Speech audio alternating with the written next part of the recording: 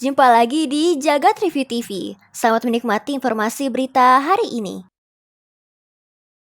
Baru-baru ini, Google dapat tuntutan dugaan monopoli yaitu terkait layanan mesin pencari mereka. Departemen Kehakiman Amerika Serikat mengadakan persidangan anti monopoli buat Google di tanggal 12 September 2023. Departemen Kehakiman Amerika Serikat mengklaim kalau Google melanggar undang-undang monopoli dengan manfaatin posisinya di sektor mesin pencari. Dalam persidangan tersebut, CEO Microsoft, Satya Nadella, bahkan ikut memberikan kesaksian. Beliau menyebut kalau pihak Microsoft sampai menginvestasikan 100 miliar US dollar buat dorong search engine mereka, yaitu Bing, biar bisa bersaing sama mesin pencari Google. Nadella mengklaim kalau hasil pencarian Google punya bias yang nguntungin produk dan layanan Google sendiri. Kamu juga pastinya sering lihat halaman produk punya Google dan halaman yang diiklani lewat Google Ads. Seringkali yang muncul malah produk Google sendiri. Di sisi lain, sebenarnya banyak pengguna yang milih Mbak Google karena emang informasinya lengkap. Departemen Kehakiman masih menginvestigasi apakah Google ini bakal dinyatakan bersalah dan melanggar undang-undang anti monopoli atau sebaliknya. Selain ChatGPT, salah satu produk OpenAI yang paling fenomenal adalah DALL-E. Buat kamu yang belum tahu, DALL-E bisa bikin pengguna meracik gambar berbasis perintah teks. Kabar baiknya, kini DALL-E 3 udah bisa digunakan langsung lewat fitur Bing Chat yang tersedia di Windows. Nah, buat pakai tools AI DALL-E, pengguna bisa akses langsung lewat Bing Chat yang ada pada browser Microsoft Edge. Fitur ini bisa langsung tersedia pakai logo Bing yang ada di sudut kanan atas. Agar lebih praktis lagi, pengguna bisa lepas fitur ini dari browser Edge. Jadi, mereka tetap bisa akses walaupun browser udah ditutup. Kamu bisa langsung masukin perintah buat gambar yang diinginkan kalau udah buka fiturnya. Bing Chat bakal langsung proses perintah yang udah dimasukin. Menurut Microsoft, gambar yang dikasih sama Bing Chat bisa lebih relevan ketimbang yang dihasilin sama DALL-E 2. Kalau kamu yang pakai, bakal bisa ningkatin produktivitas waktu kerja nggak?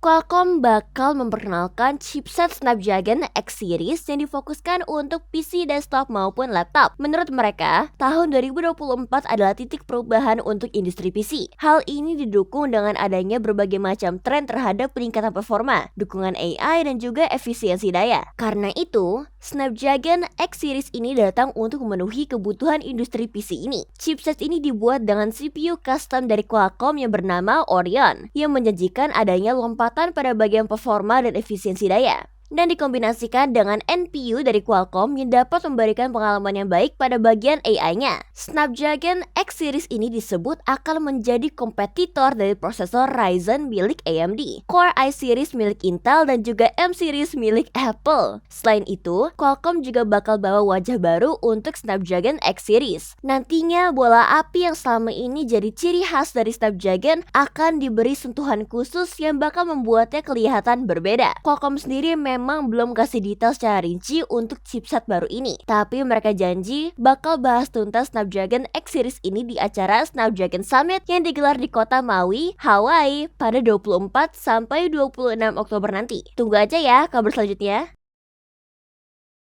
Lenovo, yang merupakan salah satu produsen PC terbesar di dunia, berkomitmen untuk membuat 80% dari keseluruhan perangkat mereka dapat diperbaiki sendiri oleh konsumen pada 2025 mendatang. Tentunya ini adalah sebuah langkah besar untuk mengurangi e-waste dan sekaligus mempromosikan langkah keberlanjutan lingkungan di industri teknologi. Hal tersebut diungkapkan langsung oleh Luca Rossi, Wakil Presiden Senior Lenovo, dalam acara Canalys EMEA Forum 2023. Beliau juga mengatakan bahwa untuk mencapai target itu, Lenovo bakal menerapkan peningkatan desain yang lebih modular. Baterai, SSD, dan sejumlah komponen lain tidak akan lagi disolder langsung ke motherboard. Dengan demikian, pengguna akan bisa mengganti komponen yang bermasalah dengan mudah tanpa harus mengganti perangkat sepenuhnya. Tak cuma itu, manufaktur PC asal Tiongkok itu juga berencana untuk memberikan panduan untuk perbaikan sendiri dan juga penyediaan spare part kepada konsumen langsung. Dalam urusan ini, Lenovo terlihat sudah mulai menunjukkan komitmen mereka. Salah satu produk laptop Lenovo, yakni ThinkPad X1 Carbon,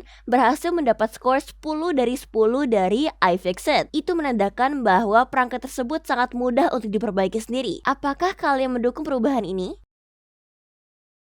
Lexar baru saja mengumumkan produk NM Card pertamanya. NM Card atau Nano Memory Card merupakan kartu memori yang memiliki ukuran lebih kecil dari ukuran standar. Kartu ini nantinya hadir dalam ukuran yang lebih kecil 34% dari micro SD card, sehingga bisa dimasukkan ke slot nano SIM pada smartphone. Konsep kartu memori nano ini bukanlah yang pertama di dunia. Pasalnya, Huawei sempat memperkenalkan memory card ukuran nano untuk produk smartphone mereka. Namun saat itu, standar tersebut hanya ada di pasar Tiongkok, bukan untuk pasar global. Lexar NM Card ini mendukung protokol eMMC 5.1 dengan kecepatan baca hingga 90 MB per second dan kecepatan tulis hingga 85 MB per second. Untuk saat ini, ukuran yang tersedia adalah 256 GB dan kemungkinan akan ada ukuran 512 GB nantinya. Tapi karena kompleksitas dan isu teknis yang mungkin terjadi ketika mengembangkan NM Card, membuat manufaktur memori lainnya ragu untuk membuat kartu memori jenis ini. Tak hanya itu, beberapa smartphone lebih milih untuk mengandalkan storage berbasis cloud seperti Google Drive atau Apple iCloud ketimbang menggunakan kartu memori tambahan. Tapi harus diakui bahwa ini salah satu opsi yang cukup menarik sebagai opsi storage tambahan. Untuk saat ini, Lexar belum mengumumkan secara resmi harga untuk NM Card terbarunya tersebut. Tapi diprediksi harganya sekitar 1 jutaan rupiah untuk kapasitas 256 GB.